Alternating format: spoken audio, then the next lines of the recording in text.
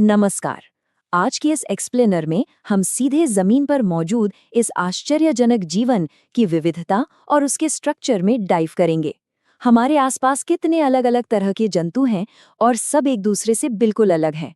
तो आज हम इसी विशाल एनिमल किंगडम के उस बेसिक ब्लूप्रिंट को डिकोड करेंगे जिस पर ये पूरा जीवन टिका हुआ है।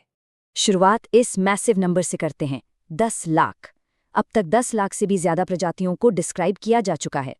अगर इन सब को क्लासिफाई करने का कोई सॉलिड और सिस्टमैटिक तरीका ना हो तो पूरी तरह अव्यवस्था फैल जाएगी, एब्सोल्युटली कियोटिक। बस इसीलिए हमें एक प्रॉपर क्लासिफिकेशन सिस्टम की सख्त जरूरत होती है। आज के इस एक्सप्लेनर का रोड मैप बिल्कुल क्लियर है। हम शुरू करेंगे वर्गीकरण की आवश्यकता से, फिर जंतु जीवन की रूपरेखा, उसके बाद स्पंज और दंश कोशिकाएं, कृमियों का उदय, बाह्य कंकाल और कवच, और आखिर में शूलयुक्त त्वचा और उसके आगे की बात करेंगे। तो आइए बढ़ते हैं पहले खंड की तरफ, वर्गीकरण की आवश्यकता, इस अव्यवस्था को समझना। और अब दूसरा खंड, जंतु जीवन की रूपरेखा, जहां हम इसके निर्माण के नियम देखेंगे। अब इस सिमेट्री वाले कॉन्सेप्ट को देखते हैं। बॉडी सिमेट्री मुख्य रूप से दो तरह की होती है। एक है अरीय या रेडियल सिमेट्री, जहां सेंट्रल एक्सिस से गुजरने वाला कोई भी प्लेन बॉडी को बिल्कुल एक जैसे हिस्सों में बांट देता है। और दूसरी है द्विपार्श्व या बायलैटरल सिमेट्री, जहां सिर्फ एक सिंगल प्लेन बॉडी को लेफ्ट और राइट दो बराबर हिस्सों में डिवाइड करता है। ये किसी भी एनिमल के स्ट्रक्चर का एक बहुत ही बेसिक रूल है। एक और मेजर आर्किटेक्चरल अपग्रेड है सर्कुलेटरी सिस्टम। ओपन सिस्टम में हार्ट सीधे ब्लड पंप करता है और सेल्स डायरेक्टली उसमें डूबी रहती हैं। लेकिन क्लोज्ड सिस्टम एक लेवल ऊपर है। ये काफी कॉम्प्लेक्स होता है, जहां ब्लड, आर्टरीज और वेन्स जैसी बंद नलिकाओं की एक पूरी सीरीज के अंदर बहुत ही सुव्यवस्थित ढंग से फ्लो करता है। यहाँ सबसे क्रूशियल पॉइंट है सीलोम या बॉडी कैविटी। किसी एनिमल में मेसोडर्म से घिरी एक ट्रू कैविटी है या सिर्फ एक फॉल्स पाउच है या फिर कोई कैविटी है ही नहीं। ये छोटी सी डिटेल हमें एग्जैक्टली बता देती है कि वो इवोल्यूशनरी ट्री पर कहाँ स्टैंड करता है। सच में ये बॉडी कैविटी अंगों के डेवलपमेंट के लिए एक फाउंडेशन का काम करती है। ये मास्टर ब्लूप्रिंट सच में शानदार है। ये चार्ट दिखाता है कि कैसे सेल्यूलर ऑर्गेनाइजेशन का लेवल, सिमेट्री और बॉडी कैविटीज बिल्कुल फ्लॉलेसली इस पूरे मल्टी सेल्यूलर लाइफ को अलग अलग संघों या फाइला में डिवाइड कर देते हैं। ये एनिमल डाइवर्सिटी को समझने का एक परफेक्ट रोड मैप है। खंड 3, स्पंज और दंश कोशिकाएं, जो इस निर्माण की पहली नींव है। मुलाकात करते हैं फाइलम पोरिफेरा से, जिन्हें आम भाषा में स्पंज कहते हैं। ये एसिमेट्रिकल एनिमल्स हैं, जिनमें सिर्फ सेल्यूलर लेवल का ऑर्गेनाइजेशन मिलता है। इनकी सबसे खास बात इनका वाटर ट्रांसपोर्ट सिस्टम है। इनकी बॉडी वॉल में छोटे छोटे पोर्स होते हैं, जिन्हें ऑस्टिया कहते हैं, जहां से पानी सीधे सेंट्रल स्पॉन्जोसील में आता है। और यही फ्लो इनके खाने और सांस लेने का मेन सोर्स है। थोड़ा और कॉम्प्लेक्सिटी की तरफ बढ़ें तो आते हैं सीलेंट्रेट्स। ये रेडियल सिमेट्री वाले एनिमल्स हैं, जहां पहली बार टिश्यू लेवल ऑर्गेनाइजेशन देखने को मिलता है। इनके पॉलिप और अम्ब्रेला शेप्ड मेडूसा फॉर्म्स बहुत इंटरेस्टिंग हैं, पर इनकी सबसे यूनिक फीचर है निडोब्लास्ट यानी दंश कोशिकाएं, जो बिल्कुल लोडेड वेपन्स की तरह इनके शिकार को पकड़ने में इनकी मदद करती हैं।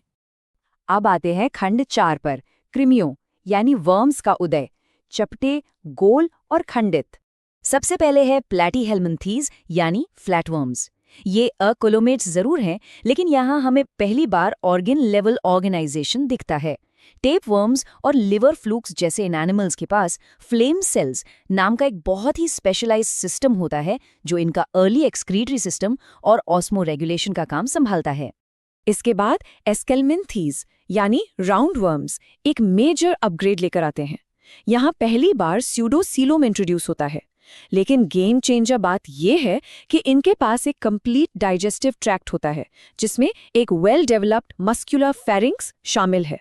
डाइजेशन के मामले में ये एक बहुत बड़ी लीप थी। और फिर एनेलिडा हमें पहले ट्रू सीलोमेट से मिलवाता है। इनकी बॉडी क्लियरली सेगमेंट्स में बटी होती है, जिसे मेटामेरिक सेगमेंटेशन कहते हैं। यहाँ हमें क्लोज्ड सर्कुलेटरी सिस्टम और एक प्रॉपर न्यूरल सिस्टम भी मिलता है। पिछले वर्म्स के कंपैरिजन में ये ब्लूप्रिंट सच में काफी एडवांस्ड है। खंड 5, बाह्य कंकाल और कवच, एक विशाल बहुलता। ये आंकड़ा सच में हैरान करने वाला है। धरती पर अब तक पहचानी गई सारी स्पीशीज में से 2/3 सिर्फ आर्थ्रोपॉड्स हैं। पूरा एनिमल किंगडम एक तरफ और ये अकेले एक तरफ। तो आखिर इनकी इस मैसिव सक्सेस का राज क्या है? इनकी सक्सेस के पीछे एक ब्रिलियंट आर्किटेक्चरल फॉर्मूला है, एक टफ काइटिन से बना एक्सोस्केलेटन जो इन्हें हर खतरे से बचाता है, और उसके साथ जॉइंटेड अपेंडेजेस यानी संधियुक्त उपांग। इस कॉम्बिनेशन ने इन्हें उड़ने, तैरने और दौड़ने के लिए परफेक्टली अडैप्ट कर दिया। सच में नेचर का एक फ्लॉलेस डिजाइन। आर्थ्रोपॉड्स के ठीक बाद आता है मोलस्का, जो दूसरा सबसे बड़ा फाइलम है, पर इनका ब्लूप्रिंट बिल्कुल अलग और फैसिनेटिंग है। इनके सॉफ्ट अनसेगमेंटेड बॉडीज होते हैं जो एक मैंटल और आमतौर पर एक हार्ड कैल्शियम वाले कवच के अंदर सुरक्षित रहते हैं। घोंघे और ऑक्टोपस इसी इनक्रेडिबल ग्रुप का हिस्सा हैं। आखिर में खंड 6 शूलयुक्त त्वचा और आगे अर्य समिति की ओर वापसी। ये खूबसूरत स्टारफिश फाइलम एकाइनोडर्मिटा का परफेक्ट एग्जाम्पल है। यहाँ इवोल्यूशन एक बड़ा दिलचस्प टर्न लेता है।